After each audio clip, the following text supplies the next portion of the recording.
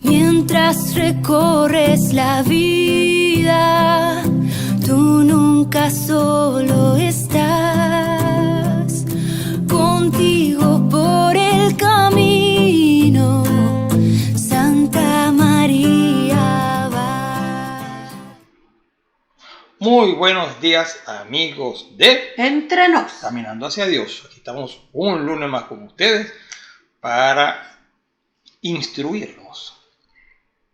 Sí, y para Porque reflexionar, nosotros, te digo la verdad, para rezar. sí, yo aprendo cuando estoy buscando. Cuando estamos haciendo el programa, sí, ¿verdad? Sí, la verdad sí. Sí, yo también. Hay que estudiar, no vayan a creer que eso nos lo sacamos así todo de la manga, ¿no? Sí. Y además, Papá Dios nunca es suficiente. Es verdad. Siempre aprendemos más. O sea, más, ya va, más, eso más. se puede malinterpretar. O sea, me refiero. Que nunca llegas a saber suficiente de Papá Dios. Sí, no, y que tú no puedes decir en ningún momento hasta aquí. Exacto. Es igual, por ejemplo, tú vas a misa, te confiesas, vives bien tu caridad, o sea, me refiero, eres un buen cristiano.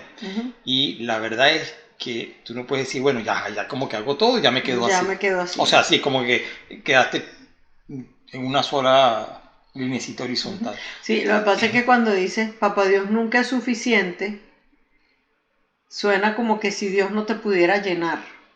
Resulta que Él es lo único que es suficiente que te llena por completo. No, Él es el que la cosa es que satisface todas las... nunca podemos llegar a conocerlo Sí, o amarlo la verdad que eso suficientemente. sonó raro. Sí, ¿verdad? Sí, por eso me quedé pensando como que... Sí, gracias por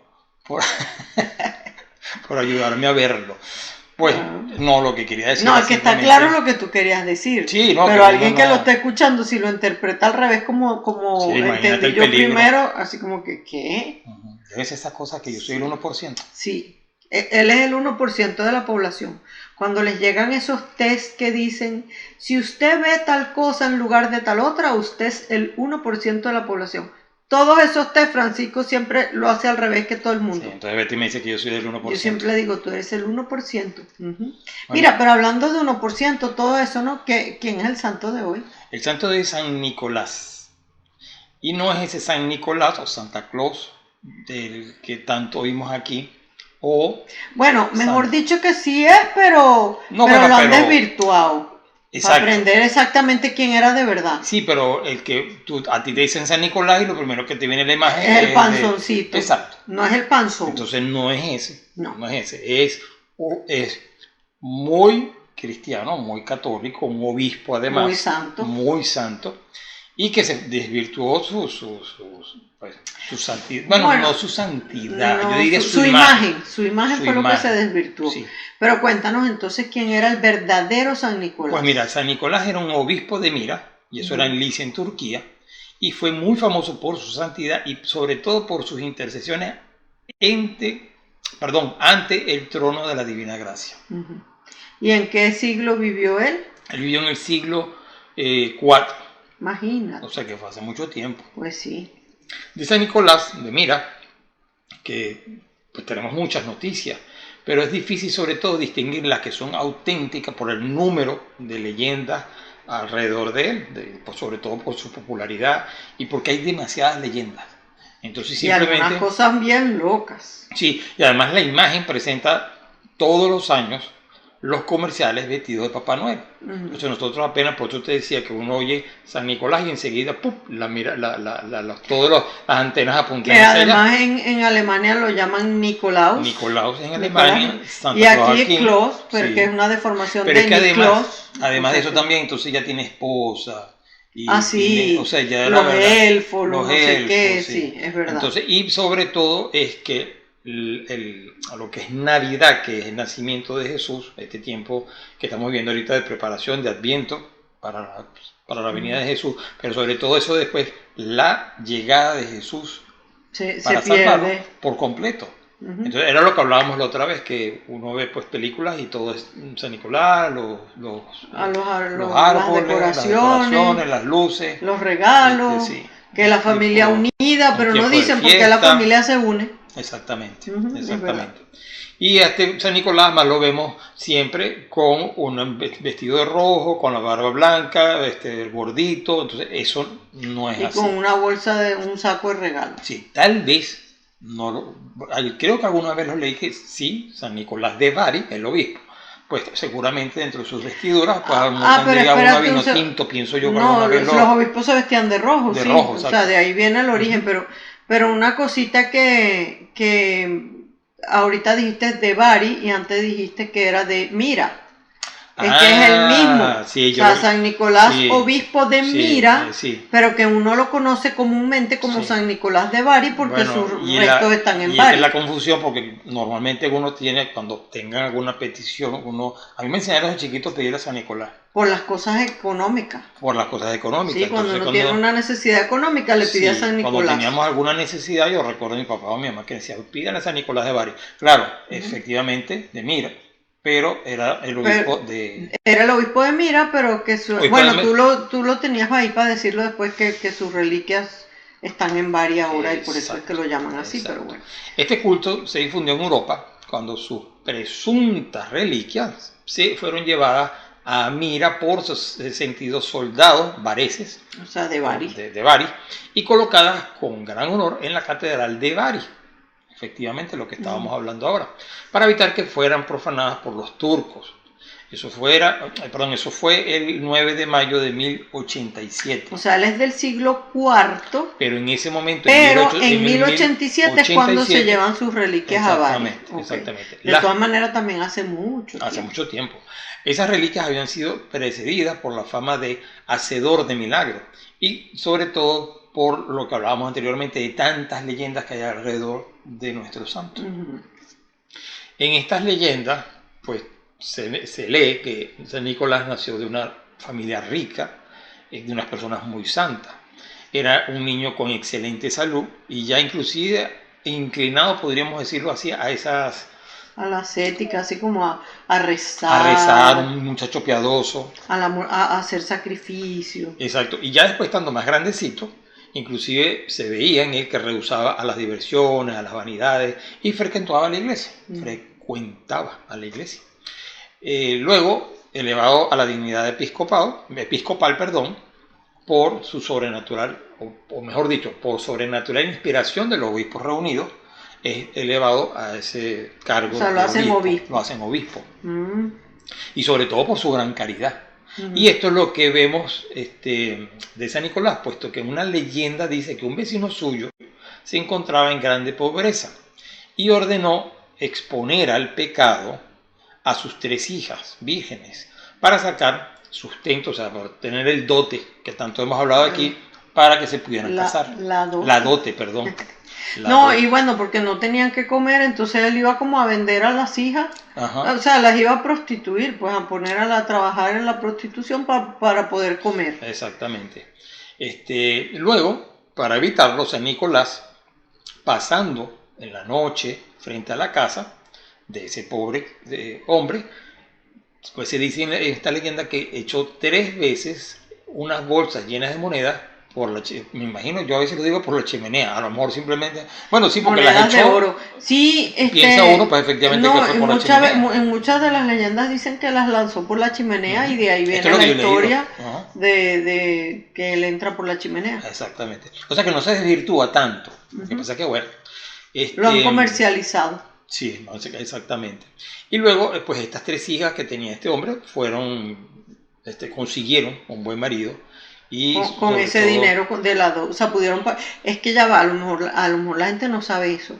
Antiguamente, lo de la dote, sí, que antiguamente para casar a las hijas tenían que pagarle a la familia del novio una cantidad de dinero que se llamaba la dote. De hecho, yo creo que todavía se ven, por ejemplo, en África se ve. En África se ve. Entonces todavía te llevan 3 chivos, una vaca, no sé qué, y así van. Entonces, bueno, en esa época se hacía eso, o sea, como que para casar a las niñas había que pagarle una dote al novio. Exactamente. Y si la dote era muy buena, podían conseguir muy buen novio, de buena posición, tú sabes. Y si la dote era muy pobre, pues nada, las casaban con el primero que pasara. Exactamente. Pues bien, también inclusive se cuenta en una de las leyendas que el obispo nuestro obispo San Nicolás de Bari había resucitado a 3 niños que habían sido asesinados por un carnicero. Ah, y por eso es que es patrono de los niños también. También, exactamente. Luego se narra también que inclusive invocando por algunos marineros que durante una furiosa tempestad en el mar, él se les apareció y esa tempestad pues se calmó inmediatamente. O sea que también es patrono. Entonces, de los marineros, de los niños, de las muchachas solteras, ¿de qué más? Bueno, yo diría hasta de las situaciones cuando... Ay, de las situaciones económicas, sí. Cuando están mal, pues yo siempre, Sí. como te digo, escuché eso, que pedirle a San Nicolás de Bari. Sí, sí, es verdad. Y luego, durante una carestía, había obtenido de una nave lleno de trigo, debe ser por esto también que se le pide, por estas Los razones, marineros, sí. una buena porción de sus fieles. Después, cuando los dueños controlaron el contenido de la nave, encontraron que todo el trigo estaba completo. O sea que efectivamente hay muchísimas leyendas y anécdotas sobre nuestro santo, San Nicolás de Bari. Tras su muerte se convirtió en el primer santo no mártir en gozar tan especial devoción tanto en el oriente como en el occidente. O sea que es un santo muy conocido, y al que no lo conozca pues ya se lo vamos a conocer. Sí. Luego también pues hay muchísimos relatos de milagrosos que aparecieron sobre él, también desfigurando a veces su inminente carácter de ser una persona tan práctica y tan sencilla. Sí, bueno, es que hay unas historias bien locas sobre San Nicolás. Sí. Yo creo que lo querían tanto que para hacerlo aparecer como muy, muy, muy santo, inventaron una cantidad de cosas medias locas. Sí, no, hay unas que de hecho que había leído que dije no las vamos a poner porque uno dice sí, porque no. Sí, son cosas que yo creo que es lo que tú dices, que a lo mejor tanto era la devoción a San Nicolás que de lo Bari, quieren tanto poner el cariño, tan especial Sí. que inventaban unos disparates. y efectivamente Mira, un dime gran una santo. cosa, ¿qué diferencias hay, si tú pudieras hablar de diferencia entre el santo San Nicolás de Bari, obispo, y el personaje de ficción que vemos en los comerciales de Santa Claus? Bueno, el San Nicolás que vemos en Santa Claus en los comerciales, que pues es muy popular, sobre todo representa esa diversión, los regalos que pueden, inclusive pues se puede hacer como, yo diría como un poco, hacer como muy materialista, la figura de San Nicolás que vemos en lo que conocemos pues el gordito. Entonces, sí, o sea, todo lo contrario. Construye una Navidad materialista. Exactamente. Y sobre todo que desplaza la verdadera razón de la alegría de la Navidad, que es Jesús, que nace en Belén.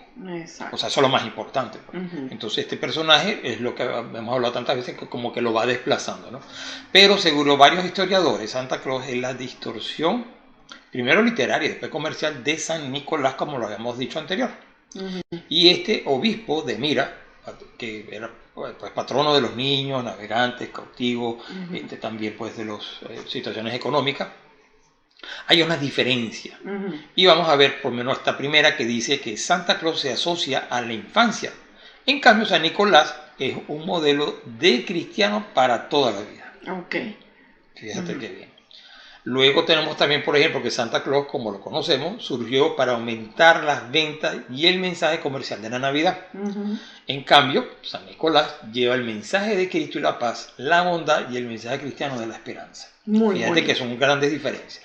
Luego, Santa Claus alienta el consumo, mientras que San Nicolás promueve más bien la compasión y la caridad. Y la caridad. Exacto. Luego vemos también que Santa Claus aparece cada año para ser visto por un periodo de tiempo cortico. En cambio, San Nicolás es parte de la comunión de los santos y nos acompaña por la oración y su testimonio. Y todo el año, uno le puede pedir a San Nicolás todo el año puede pedir, exactamente lo que hablábamos en aquella oportunidad de estos santos que interceden por nosotros, y que además hay que recurrir a ellos. Luego también vemos que Santa Claus vuela a través de los aires desde el Polo Norte, y con un reno y todas estas cosas, mientras que San Nicolás caminó por la tierra preocupándose y atendiéndose a los más necesitados. Exacto. Fíjate que hay gran diferencia también. Luego, para algunos, Santa Claus sustituye al niño de Belén, pero San Nicolás nos señala y nos conduce a todos al niño de Belén. O sea, Santa Claus nos aleja del niño de Belén y San Nicolás nos Nos lleva acerca a Jesús. al Belén. Exactamente, ajá, Muy bien. tal cual. Luego hay varias teorías sobre el origen de Santa Claus. La más difundida es que fue, vamos a ver, fue la empresa Coca-Cola la que inventó el personaje para promover el consumo de esa bebida. Pero en Y realidad eso fue en no el fue año 1920. pero no fue Coca-Cola quien lo inventó.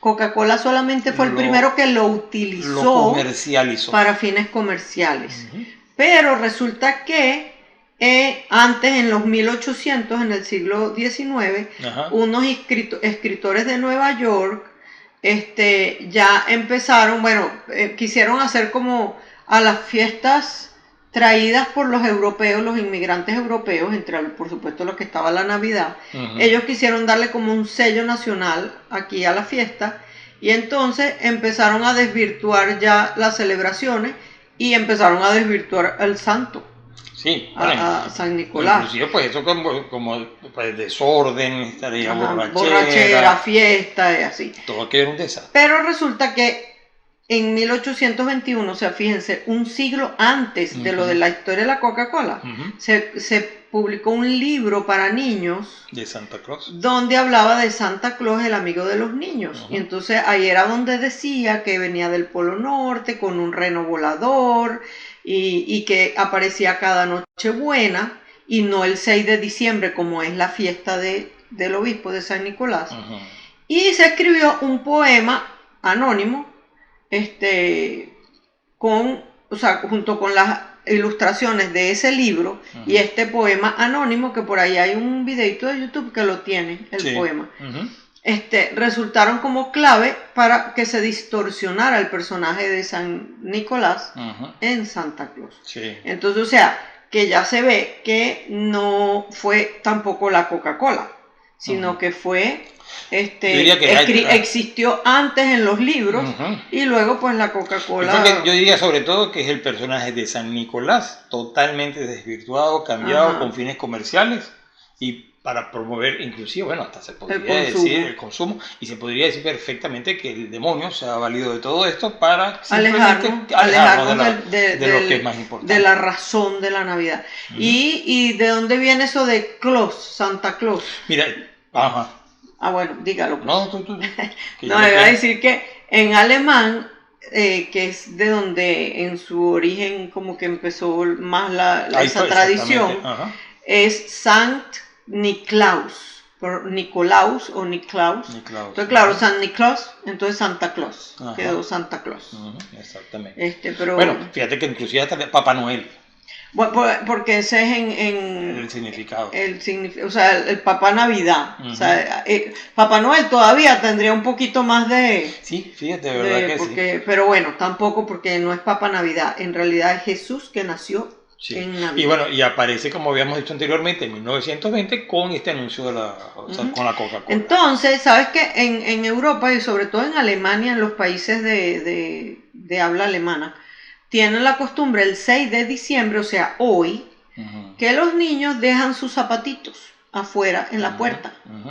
Y entonces, o sea, en la puerta de la casa, pero claro, depende de donde uno viva, si lo deja en la puerta de la casa no los encuentra. Entonces, Sí. afuera en la puerta del cuarto. Exacto. Y San Nicolás les deja a los niños unos regalitos, casi siempre como dulce. Sí.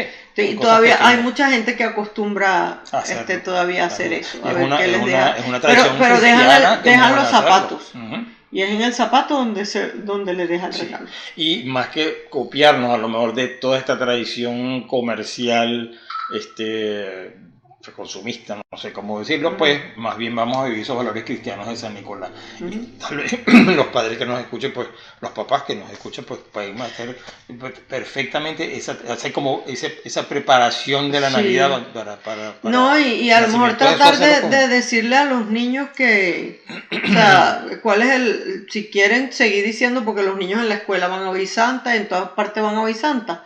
Bueno, ¿de dónde viene Santa? Que es la historia de un que les obispo expliquen, claro. que vivía la caridad, que ayudaba a los demás, a la gente pobre, y que además nos tiene que llevar es al niño Jesús. Ujú. ¿verdad? Exactamente. Pues muy bien, felicitaciones a todos los que lleven Todo el lo que nombre se de llamen Nicolás, Yo Nicolasa. tengo un sobrino que es Nicolás. Sí, así que le mandamos la felicitación. Hay una felicitación muy especial a Nicolasa Suárez. Así que a todos Que los que además hace honor a su... Nicolasa me va a matar, pero hace honor a su nombre. Nicolasa es una de las voluntarias que tenemos en San Luis, que es voluntaria para todo lo que se ofrezca. Sus hijos son altar servers, iba a decir monaguillos en todo. Una familia muy bonita. Sí. Pero es que Nicolasa además hace honor a su nombre, porque ella Sí. es muy generosa, Sí. muy caritativa, ayuda muchísimo. Pues qué bueno. Entonces, bueno, felicitaciones a Nicolasa. Felicitaciones. Yo tengo Entonces, Nicolás, mi sobrino. También. Entonces tenemos una oración para que le Sí, pidamos. pues yo voy a seguir hablando de Nicoláses.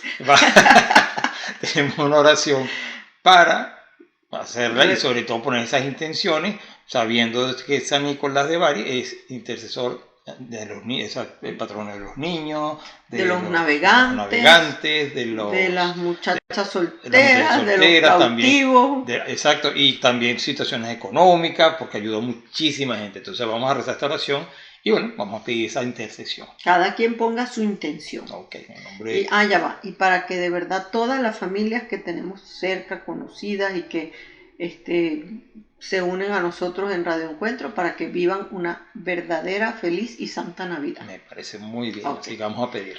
En el nombre del Padre, del Hijo y del Espíritu Santo. Amén. Oh bienaventurado San Nicolás de Bari, a quien Dios ha glorificado con innumerables milagros, manifestando su voluntad de que acudamos a ti en los momentos difíciles de nuestra vida, confiados en tu protección. Oh portento de caridad, al que acuden las familias, los pobres, los enfermos, los comerciantes, los empleados, los presos, los niños, las doncellas en peligro, yo humildemente te pido que me alcance la gracia que de ti espero, confiado en tu valiosísima protección, la que nunca niegas a tus devotos, para que, favorecidos por tus bondades, cantemos una vez más las misericordias del Señor y las maravillas de sus santos. Providentísimo San Nicolás, no me abandones. Amén. En el nombre del Padre, y del Hijo, y del Espíritu Santo. Amén. San Nicolás, ruega por nosotros. Bueno, muy bien, amigos. Bueno, entonces vámonos. Ya nos vamos, Sí, y ya regresamos. Ya regresamos. La noticia del día. Muy bien, Betty. Vamos a ver. La noticia del día. ¿Cuál es la primera noticia del día? Bueno, más que noticia, sí es noticia porque salió en las noticias, sí. Pero también es como comentario, reflexión. No, y es un buen mensaje, además. Sí. Así Es que un atención. sacerdote mexicano... Pare la oreja. Pare la oreja. Un sacerdote mexicano envía un fuerte mensaje a los hombres que ven pornografía. Yo le agregaría a las mujeres también, porque también hay mujeres que caen en la pornografía. Exactamente. El padre Eduardo Allen, o Hallen, no sé, Cuarón, director del semanario Presencia de la diócesis mexicana de Ciudad Juárez, aquí cerquita, hizo algunas reflexiones sobre los peligros de la pornografía y envió un fuerte mensaje a los hombres que la consumen. La Iglesia enseña que es virtuoso aprender a controlar las propias pasiones.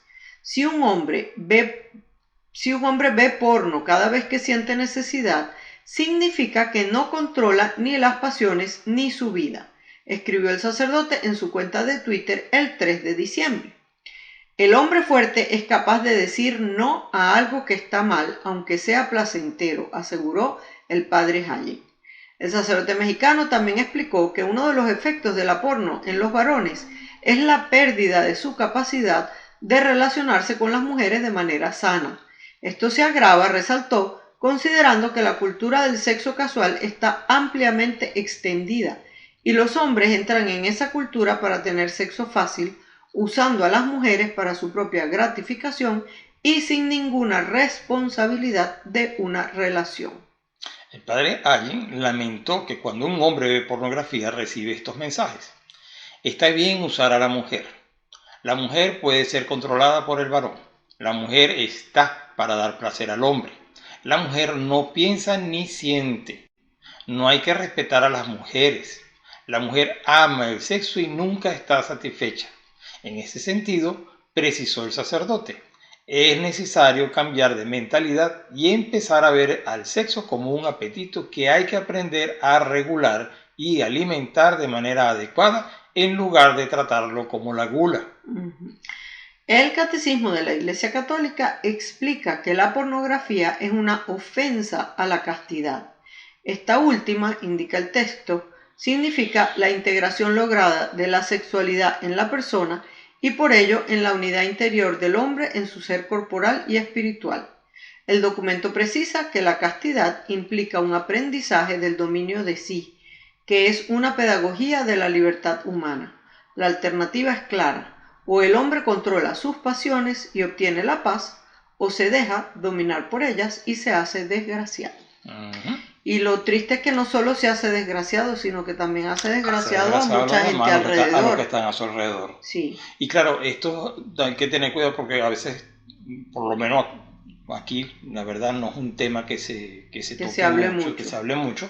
Entonces, claro, los jóvenes y adultos también, ese pecado de la concupiscencia de la carne, se podría decir, pues es algo que así como que bueno, no pasa nada. Y que sí mucha pasa. gente lo ve como normal.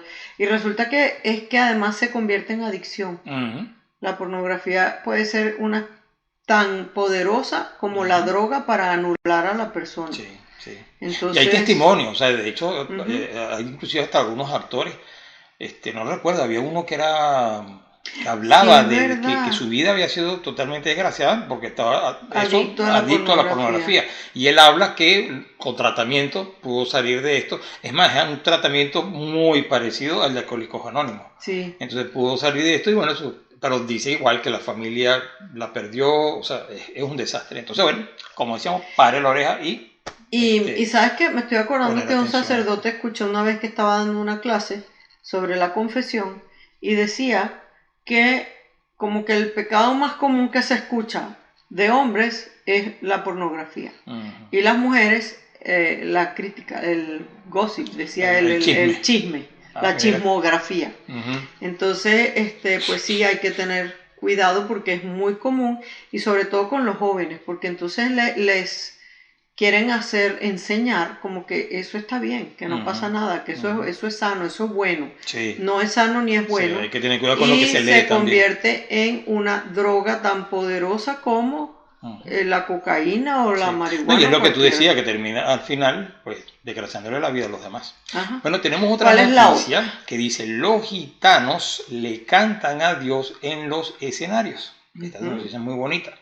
Los flamencos cantan a Dios. Es el título de un espectáculo de la familia Losada, también conocido como Misa Flamenca, y con el que llevan casi 20 años recorriendo el mundo.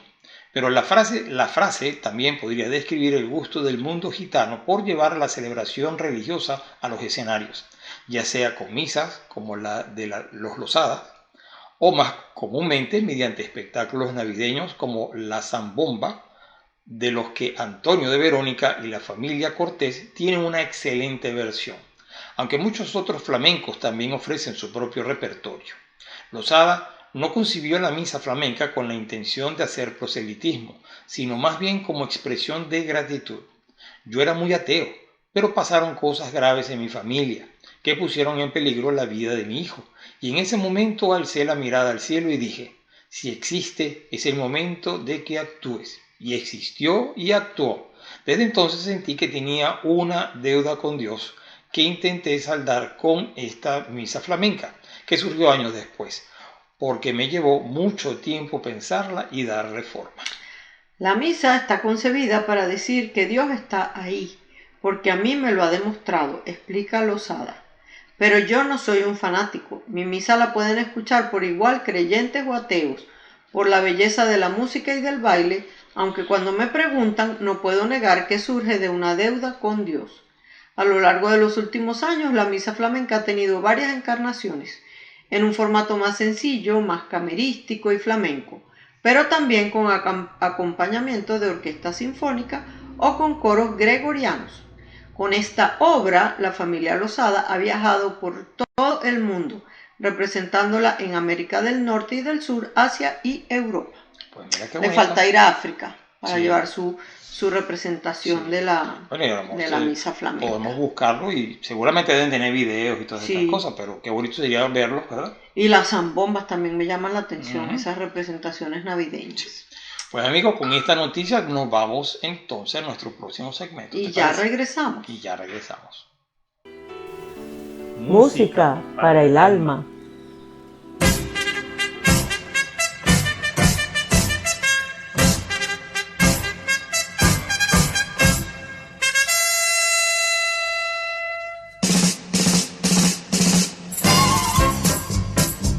En la puerta de mi casa voy a poner un petardo para reírme del que venga a pedir el aguinaldo.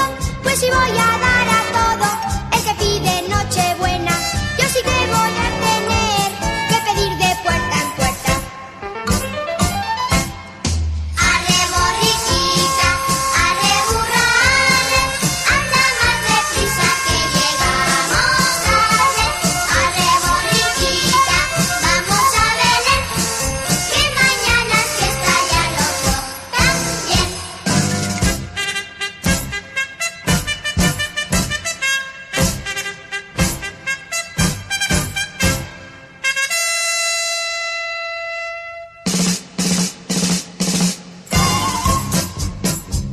En el cielo hay una estrella que los Reyes Magos guían hasta Belén para ver a Dios Hijo de María. Cuando pasan los monarcas sale la gente al camino, de alegre se van con ellos para ver al tierno niño. Arre borriquita, arre burrale, anda más deprisa que llegamos tarde.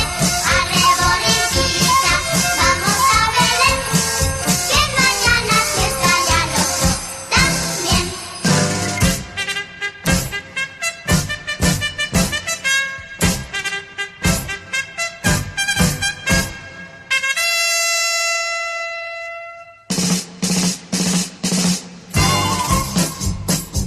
Hacia el portal de Belén se dirige un pastorcillo cantando de esta manera para alegrar el camino. Ha nacido el niño Dios en un portal miserable para enseñar a los hombres la humildad de su linaje. Arre borriquita, arre burrale, anda más deprisa que llegamos tarde. Arre borriquita, vamos a Belén, que mañana es fiesta y al otro también. Fórmula SE, Sagradas Escrituras, la fórmula para tu vida.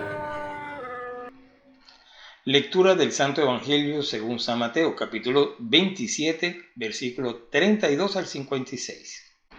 Por el camino se encontraron con un hombre de Cirene, llamado Simón, y lo obligaron a que cargara con la cruz de Jesús. Cuando llegaron al lugar que se llamaba Gólgota, o Calvario, o sea, calavera, le dieron a beber vino mezclado con hiel. Jesús lo probó, pero no lo quiso beber.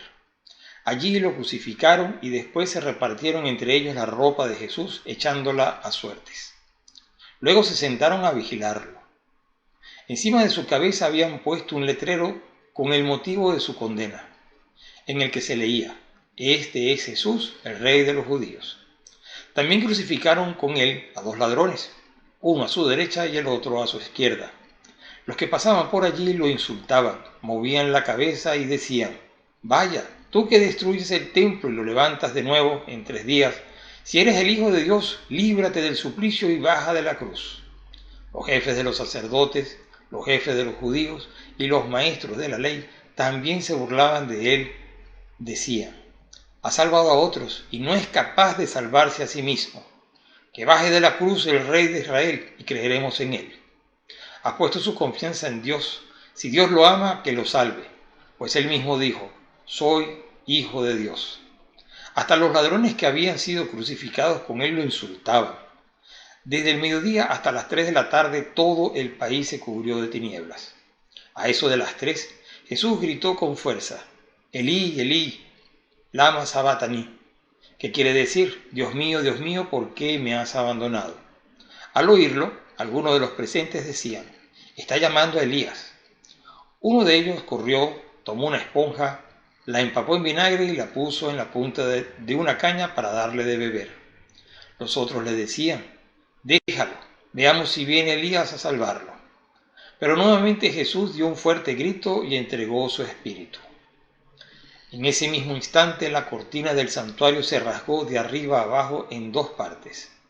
La tierra tembló, las rocas se partieron, los sepulcros se abrieron y resucitaron varias personas santas que habían llegado ya al descanso. Estas salieron de la sepultura después de la resurrección de Jesús. Fueron a la ciudad santa y se aparecieron a mucha gente.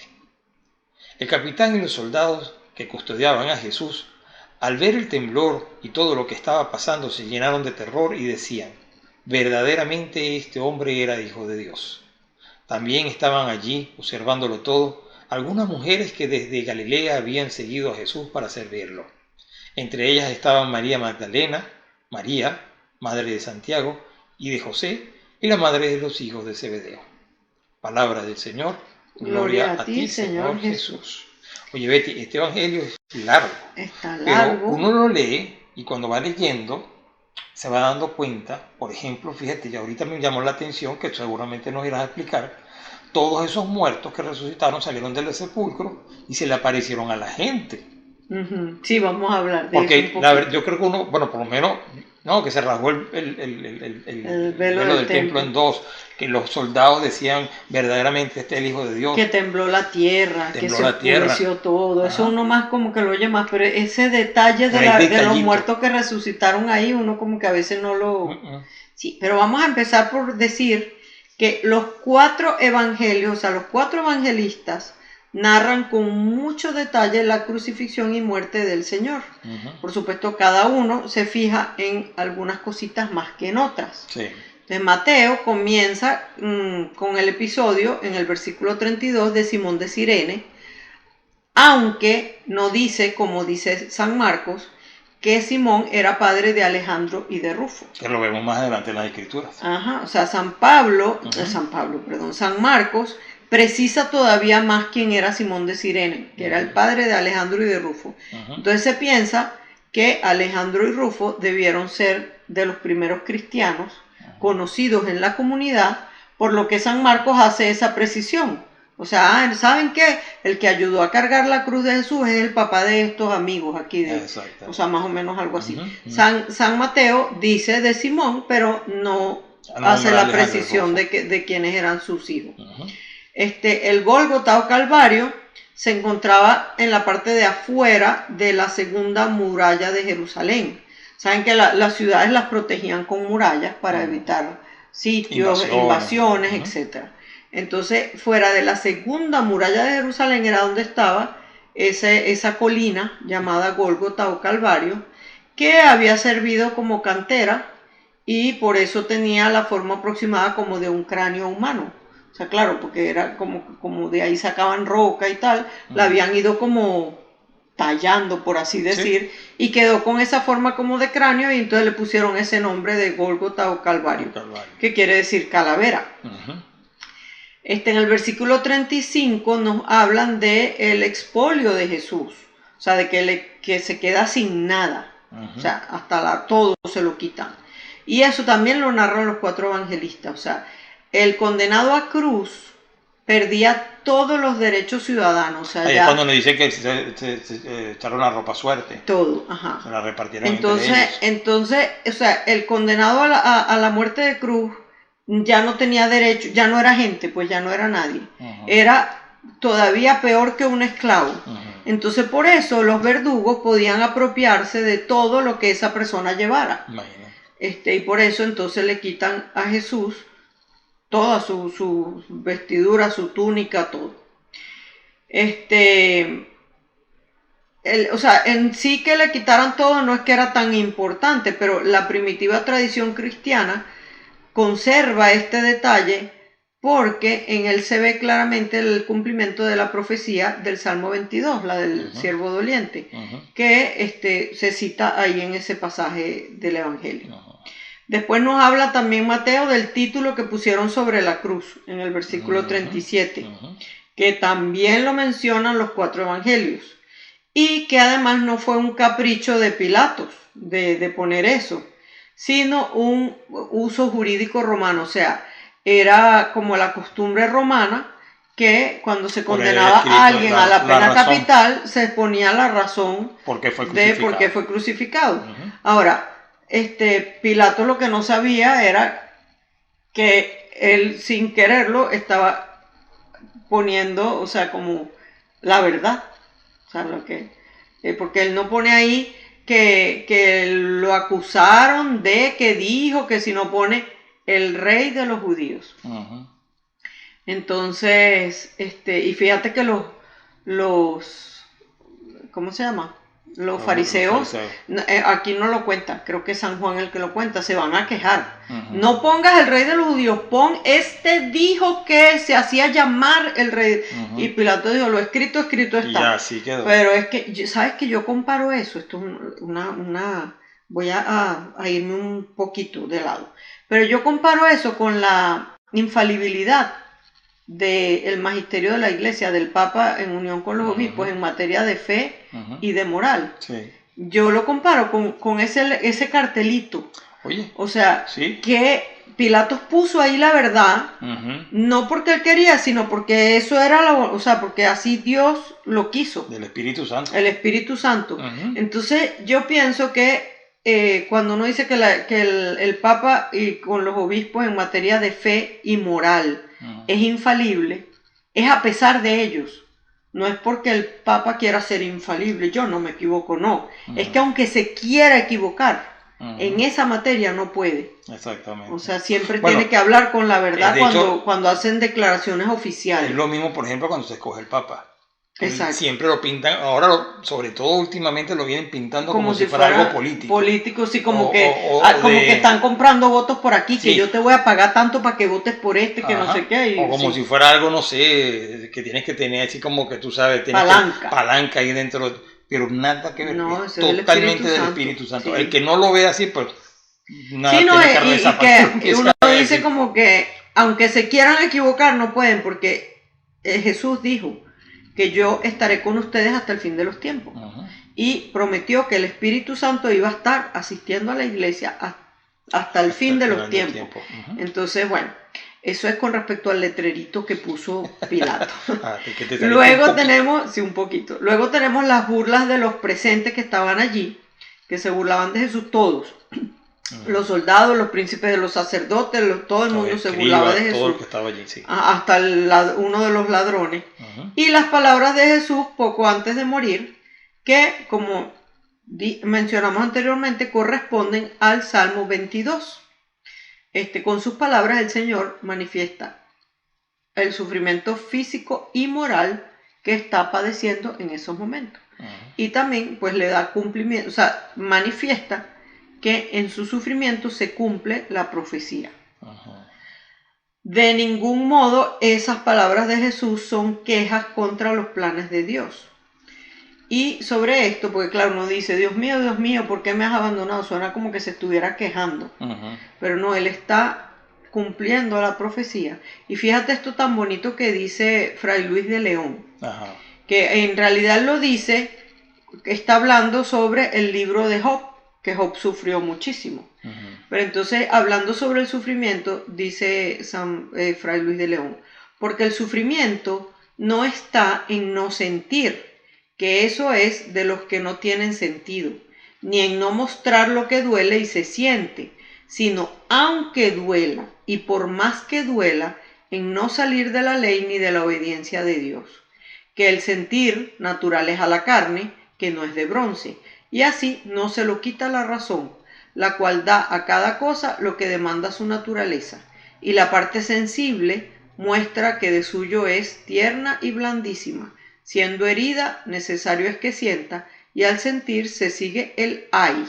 O sea, que por quejarse uno no es menos santo, por decir de algún modo. Claro. No, o sea, porque es propio de la carne sentir. Sí, del ser humano. Si te dan un puño, tú gritas. Sufres, claro. Pero el asunto es que en ningún momento, o sea, cuando uno trata de hacer la voluntad de Dios, uno ve tantos santos que no esquivan ese sufrimiento. Puede ser que les duela y lo digan o lo que sea, pero no lo evitan, no lo esquivan, no se rebelan contra la voluntad de Dios. Y ahí lo vemos en Jesús, no se rebela contra la voluntad del Padre, sino que la sigue hasta en los más mínimos detalles. En la agonía del huerto, Jesucristo había experimentado como un anticipo de ese dolor, que lo comentamos cuando hablamos de la agonía en el huerto, y el abandono de ese momento que él sintió. Entonces, dentro de este misterio de Jesucristo, que es Dios, pero que también es hombre, hay que ver cómo su humanidad, que es alma y cuerpo, sufre sin digamos como que la atenuación, o sea, como sin que le podría dar su divinidad. O sea, él sufre completamente como hombre todo lo que se puede sufrir. No es que diga así como que la divinidad, bueno, déjame aliviárselo, aliviarle el sufrimiento. No. Probablemente las palabras del Señor en la cruz, esas que dice, Dios mío, ¿por qué me has desamparado? ¿Por qué me has abandonado? Hicieron comprender más tarde a los discípulos que en su crucifixión y muerte se cumplían plenamente, completamente todas las escrituras. Por eso el pasaje del Evangelio está repleto de alusiones a pasajes del Antiguo Testamento, sobre todo al Salmo 22, al 69, etc., en los que se anunciaba el sufrimiento de un hombre justo que iba a conducir a la alabanza del nombre de Dios por parte de todas las gentes. Y San Francisco de Sales, en un tratado sobre el amor de Dios, también nos dice: la muerte del Salvador fue un riguroso holocausto que Él mismo ofrendó al Padre para nuestra redención. Aunque los dolores y padecimientos de su pasión fueron tan graves y fuertes que cualquier otro mortal hubiera sucumbido a ellos, a Jesús no le hubieran dado muerte de no haberlo Él consentido. Qué interesante eso, sí, ¿verdad? Sí, la verdad. Y si el fuego de su infinito amor no hubiera consumido su vida, Él fue, pues, santificador de sí mismo, se ofreció al Padre y se inmoló en el amor. Qué bonito. Luego tenemos el velo que se rasga de parte a parte. Comentando al principio, ¿no? Eso significa que ahora todos los hombres tienen abierto el camino hacia Dios Padre. Que no solamente era algo de los judíos, sino que ahora es para todos. Y que ha comenzado la vigencia de la nueva alianza que se selló con la sangre de Jesucristo. O sea, en esa parte del templo, detrás de esa cortina, ellos guardaban el arca de la alianza, que era lo que llamaban el santo de los santos, por decir así. Entonces, claro, cuando esa cortina se rasga, es como que ya no hay nada que ocultar aquí. O sea, ya aquí no está lo importante. Exacto. Entonces, eso es bonito. Luego, además, hay que saber que esa era una cortina, yo no me acuerdo, el otro día alguien lo decía de cuántos metros era. ¿Cuánto era? No me acuerdo. Pero era una cosa bestial de alta, de grande, que se rasgara completica de parte a parte solo milagrosamente. Porque no... Los demás hechos portentosos que vemos, pero todavía ya no estamos en las tumbas todavía, sino cuando habla de la oscuridad, que tembló la tierra, todos esos hechos que acompañan la muerte de Jesús son señales que se pueden entender como la respuesta de Dios a las acciones de los hombres. O sea, no moría un hombre más, un hombre X cualquiera, sino el Hijo de Dios en su humanidad. O sea que es como que toda la tierra gimió de dolor por la muerte de su creador, porque es el verbo, o sea, Dios creó a través de la palabra, ese es Dios. Jesucristo. Entonces, toda la creación gimió por la muerte de Jesús. Y todos esos acontecimientos también evocan oráculos del Antiguo Testamento que vemos en el profeta Amós, capítulo 8, en Isaías 2, 10, en Esdras 32, 7. En muchos pasajes de la Escritura vemos que se anunciaba ya el día del Señor, también con la resurrección y la retribución final. Luego tenemos lo que tú mencionabas, lo de la resurrección de esos muertos que resucitaron allí. Eso es un poco más difícil de explicar. Y incluso hay como discusión entre los teólogos, Que entre los podrían ser expertos apariciones. de las escrituras. Bueno, hay 3 posibles interpretaciones. La primera dicen que se trata de resurrecciones en sentido estricto, que no se trata de resurrecciones en sentido estricto, sino lo que tú estás diciendo, apariciones de difuntos, como que la gente vio a los espíritus de ellos, o sea, que se les aparecieron. Después hay otra segunda interpretación que dicen que serían muertos que resucitaron de la misma forma que resucitó Lázaro. O sea, que resucitaron, vivieron un tiempo más y volvieron a morir. Ajá. Y luego, una tercera interpretación que dice que habían resucitado con la resurrección gloriosa como anticipo de la resurrección universal. San Jerónimo, San Agustín y Santo Tomás de Aquino prefieren la segunda interpretación. Oye, fíjate, me gustó más también la segunda. La segunda, ¿verdad? Que eran resurrecciones que se referían a muertos que se volvieron a morir. Pienso O sea, yo que resucitaron como Lázaro. Bueno, o como el muchacho, el hijo de la viuda de Naín. O sea, así como que... No, y cuando uno lee el texto, uno entiende eso. Sí. Y además, pues, Y Jesús, en su paso por la tierra, en sus 3 años de vida pública, él resucitó a más de uno. sí. Pero esa gente volvió a morir. O sea, no fue que los resucitó para la vida eterna. El caso de Lázaro, Ajá. el caso del joven el joven, de la viuda, ajá. sí. Y hay más, porque dicen que, o sea, que lo cuentan como en general. ¿Cómo es? Talita Kun. Talita Kumi. Levántate, la niña. Pero era hija de Jairo. De Jairo, sí, la hija de Jairo. O sea, que Jesús hizo muchas resurrecciones.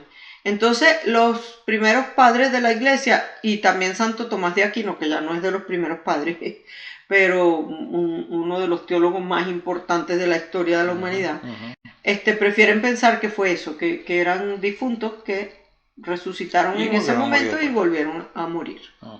Sí, porque pensar que fue una resurrección gloriosa ya para la vida eterna, o sea, entonces resucitaron antes que Jesús. Sí, eso no, loco. para mí no suena muy lógico. Sí. Y pensar que eran fantasmas tampoco, No, porque dice resucitaron. y que se le aparecieron a toda su gente. Claro, pero un fantasma se aparece. Sí, pero bueno. O sea, digo, un espíritu se puede aparecer, pero es que el Evangelio dice resucitaron. Sí. Entonces, bueno. Dentro de la dificultad que tenemos aquí, que esta discusión en que andamos para interpretar ese pasaje, lo que nos enseña el pasaje es que con su muerte Jesús vence a la misma muerte. O sea, que Jesús muriendo vence a la muerte. Y eso es lo que dice la iglesia cuando profesa que Jesucristo descendió a los infiernos, que ya también lo hemos dicho muchas veces, que no es el infierno del diablo. O sea, el catecismo dice sobre eso. La escritura llama infiernos, Sheol o Hades, a la morada de los muertos donde bajó Cristo después de muerto, porque los que se encontraban allí estaban privados de la visión de Dios.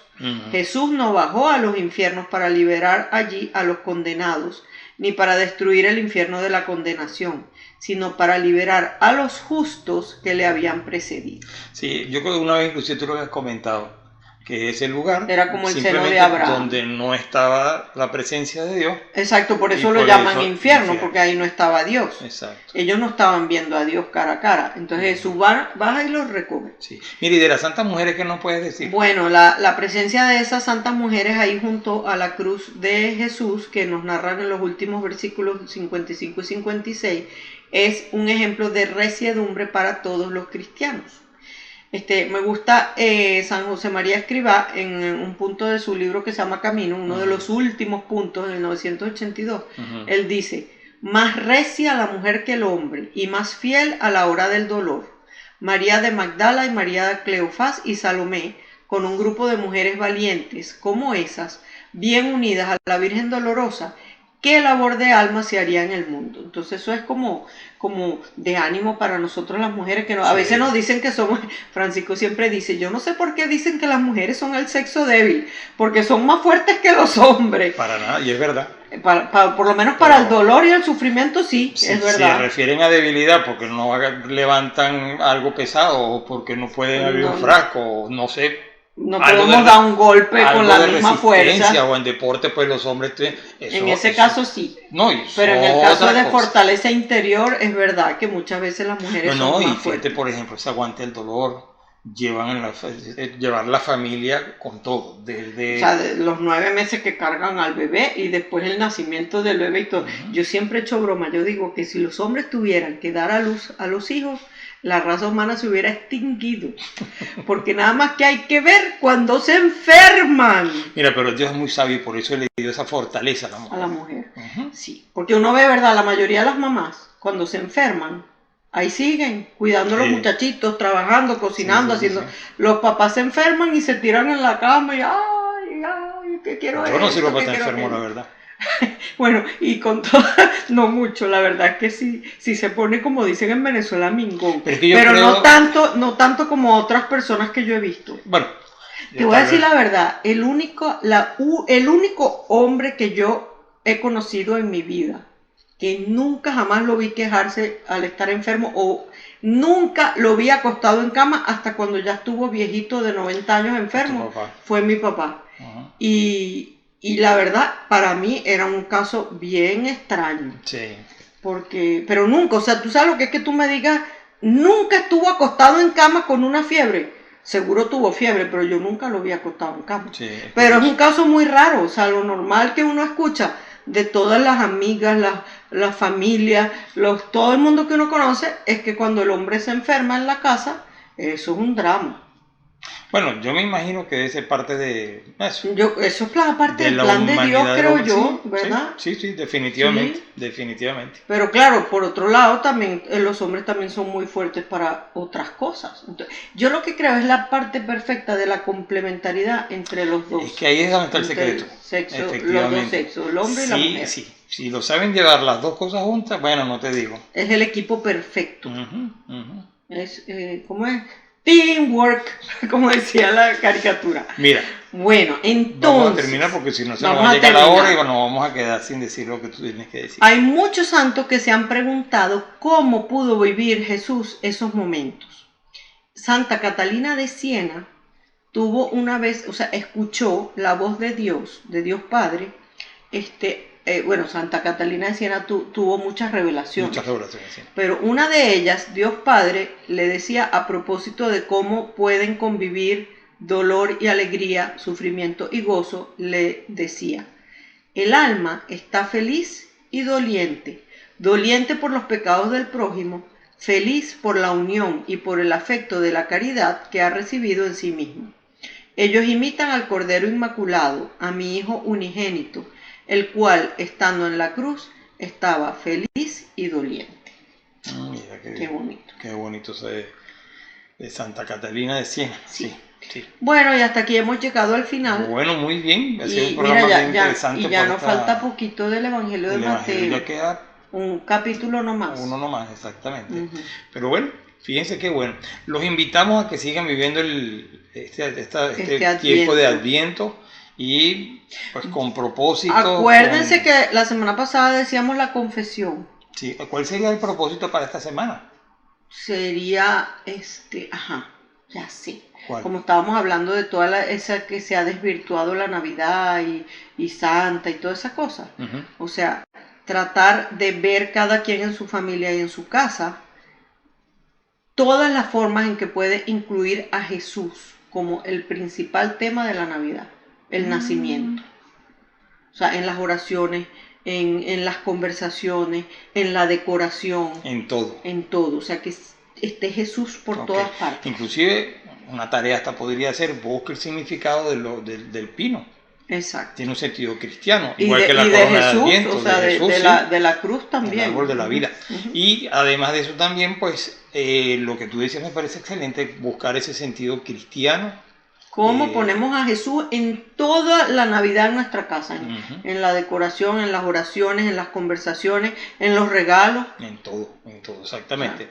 O sea, a mí por lo menos me gusta mucho que en Venezuela quien trae los regalos es el niño, El niño Jesús. Jesús, es el niño Jesús. Entonces, No, y por ejemplo, cuando se hace el pesebre o el nacimiento, Igual la figura de Jesús no se pone sino hasta Hasta el el 24 en 24, la noche, el ajá. 25. Después de misa Después de normalmente. misa, exactamente, que uno pone. Y los bueno, reyes, pero y los lo Reyes que- Magos van caminando poco a poco. Poco a poco. ¿Te acuerdas que la semana pasada también comentamos de esas ideas para el Adviento? Ujú. La cunita que uno le va poniendo las pajitas que son obras buenas. Bueno, todas esas cosas. Meter a Jesús en la Navidad. Me parece muy bien, me Ok. parece muy bien. Bueno, amigos, entonces nos vemos Con el esto y un próximo- bizcocho nos vemos de hoy en ocho. De hoy en 8. Así que pasen una linda semana y Feliz nos vemos el próximo lunes. segunda semana de Así, Adviento. y recuerden que este miércoles es Día de la Inmaculada Concepción, es Día Ay, de precepto muy y importante. obligación de ir a misa. Sí, señor, hay que obligación de ir a misa. Sí. Y para Y- los que están aquí también, perdona que te interrumpa, hay servicios de confesión en todas las iglesias.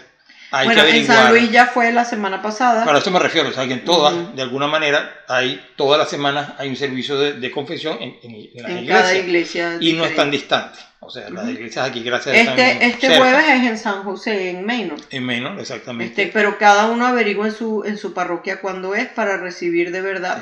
para eso, para que meter a Jesús en la Navidad, primero meterlo en nuestro corazón. Exacto, exacto. Y les iba a decir otra cosa, este domingo que viene es el tercer domingo de Adviento, se llama el domingo Laudate.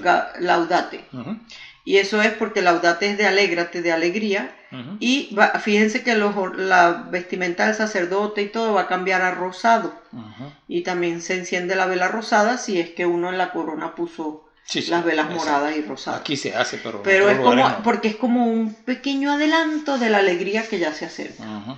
Muy bien. Bueno, hasta luego. Bye. Mientras recorres la vida, tú nunca solo estás.